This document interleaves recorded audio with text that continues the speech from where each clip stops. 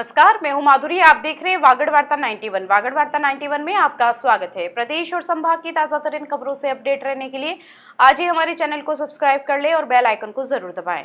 चलिए खबरों का सिलसिला शुरू करने से पहले नजर डाल लेते हैं अब तक की टॉप हेडलाइंस पर। मजदूर की मौत के बाद लेबर कैंप में हुआ हंगामा, परिजनों ने शव रखकर की मुआवजे की मांग। उधार के पैसे मांगने पर पहुंचे जीजा पर साले ने किया हमला, लाठी सरियों से पीट कर किया घायल। रूडी फेज 5 को मिली रफ्तार, बांसवाड़ा के शहरी विकास को लेकर बनी नई रूपरेखा। डूंगरपुर जिले के धंबोला थाना क्षेत्र में एक युवक की मौत के बाद परिजनों का आक्रोश फूट पड़ा। सिमलवाड़ा गांव में ठेकेदार के लेबर कैंप में शव रखकर परिजनों ने मुआवजे की मांग शुरू कर दी है। सूचना पर पुलिस मौके पर पहुंची और परिजनों को समझाइश देने के साथ पूरे मामले की जांच शुरू कर दी है। तंबोला थाना क्षेत्र के सिमलवाड़ा गांव में 20 वर्षीय कांतिलाल डामोर की मौत के बाद लेबर कैंप में तनावपूर्ण माहौल बन गया। मृतक के परिजनों ने शव को ठेकेदार के कैंप में रखकर मुआवजे की मांग शुरू कर दी, जिससे मौके पर लोगों की भी भीड़ जमा हो गई। जानकारी के मुताबिक पाडली गुजरेश्वर निवासी कांतिलाल डामोर सिमलवाड़ा में एक ठेकेदार के अधीन मजदूरी करता था। काम के दौरान उसकी तबीयत अचानक बिगड़ गई। इसके बाद ठेकेदार ने तुरंत उसके पिता लक्ष्मण लाल डामोर को सूचना दी। परिजनों के अनुसार सूचना मिलने पर पिता मौके पर पहुंचे, लेकिन कांतिलाल को तत्काल अस्पताल ले जाने के बजाय झाड़ फूंक कराने के लिए एक भोपे के पास ले जाया गया। आरोप है कि समय पर उचित चिकित्सकीय उपचार नहीं मिलने के कारण रास्ते में ही उसकी मौत हो गई। युवक की मौत के बाद परिजन शव को वापस ठेकेदार के लेबर कैंप लेकर पहुंचे और वहीं शव रखकर मुआवजे की मांग पर अड़ गए। घटना के बाद क्षेत्र में तनावपूर्ण माहौल बन गया। सूचना मिलने पर दंबोला थाना पुलिस मौके पर पहुंची और परिजनों ने बातचीत कर स्थिति को शांत करने का प्रयास किया। पुलिस परिजनों को पोस्टमार्टम और आगे की कानूनी प्रक्रिया पूरी करवाने के प्रयास में जुटी हुई है। पुलिस का कहना है कि पोस्टमार्टम रिपोर्ट आने के बाद ही मौत के वास्तविक कारणों का स्पष्ट पता चल सकेगा। फिलहाल पूरे मामले की जांच जारी है और सभी पहलुओं की पड़ताल की जा रही है। बांसवाड़ा जिले के आनंदपुरी थाना क्षेत्र में उधार के पैसे मांगना एक व्यक्ति को भारी पड़ गया। बकाया राशि लेने पहुंचे जीजा पर उसके ही साले ने लाठी और सरियों से हमला कर दिया। हमले में जीजा गंभीर रूप से घायल हो गया, जिसे जिला अस्पताल में भर्ती कराया गया है। घटना के बाद पुलिस ने मामला दर्ज कर जांच शुरू कर दी है।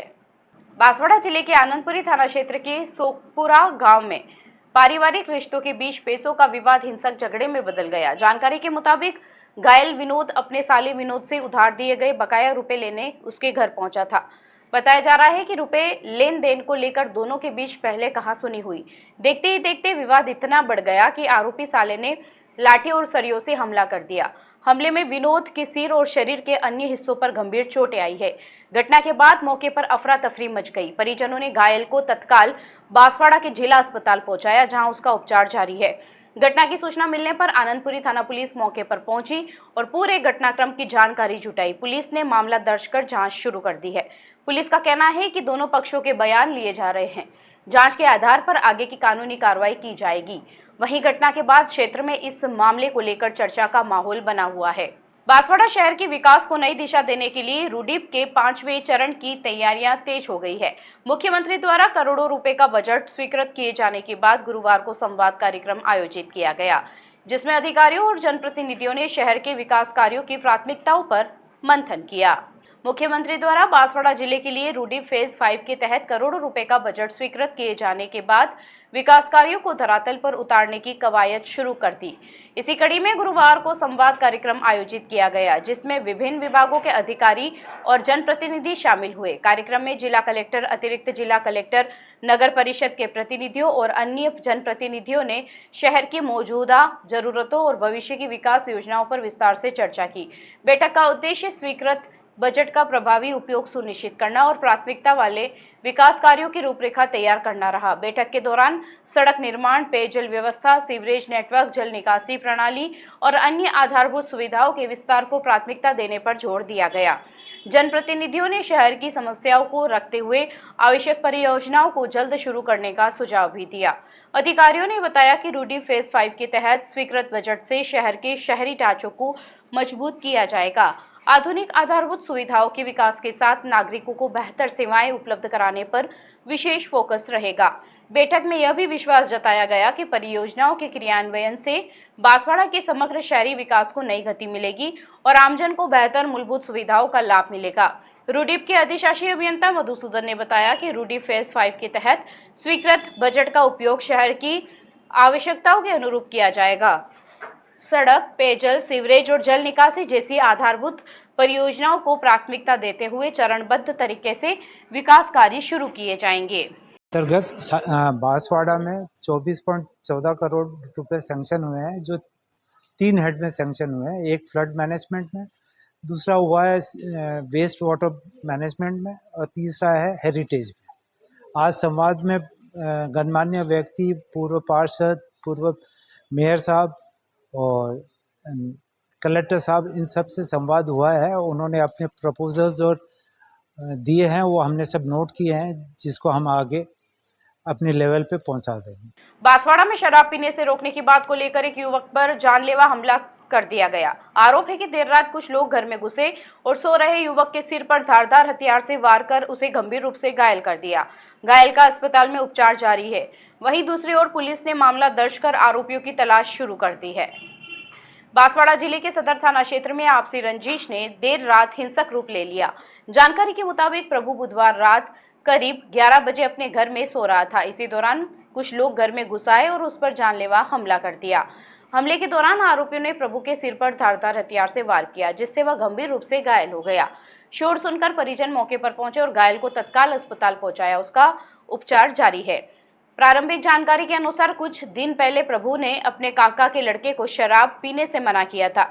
इसी बात को लेकर दोनों पक्षों के बीच विवाद चल रहा था। पीड़ित पक्ष का आरोप है कि इसी रंजिश के चलते मनोहर, सुभाष, रानू और पायल ने मिलकर वारदात को अंजाम दिया। घटना के बाद क्षेत्र में सनसनी फैल गई। सूचना मिलने पर सदर थाना पुलिस मौके पर पहुंची, घटनास्थल का निरीक्षण किया और मामले की जांच शुरू कर दी। पुलिस ने पीड़ित पक्ष की रिपोर्ट के आधार पर मामला दर्ज किया है। आरोपियों की तलाश की जा रही है और पूरे घटनाक्रम की जांच जारी है। घायल प्रभुलाल ने बताया कि वह रात को घर में सो रहा था। इसी दौरान आरोपी घर में घुसे और उस पर हमला कर दिया, जिससे उसके सिर में गंभीर चोट आई है। उसने आरोपियों के खिलाफ सख्त कार्रवाई की मांग की है। घटना तो दारू ने 12 में बैठी थी।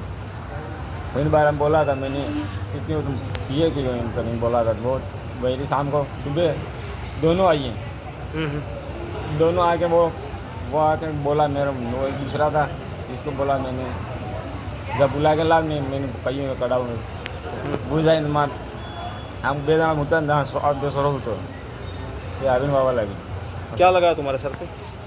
क्या लगाया क्या तुम्हारा? लगा क्या मारा मेरे को मालूम ही नहीं था। मालूम ही नहीं है ये। कितने लोग थे वो लोग? कितने? 4 जने। 4 जने थे। 2 औरत 3 दोस्त। चलते चलते फिर नजर डालते हैं आज की टॉप हेडलाइंस पर। मजदूर की मौत के बाद लेबर कैंप में हुआ हंगामा, परिजनों ने शव रखकर की मुआवजे की मांग।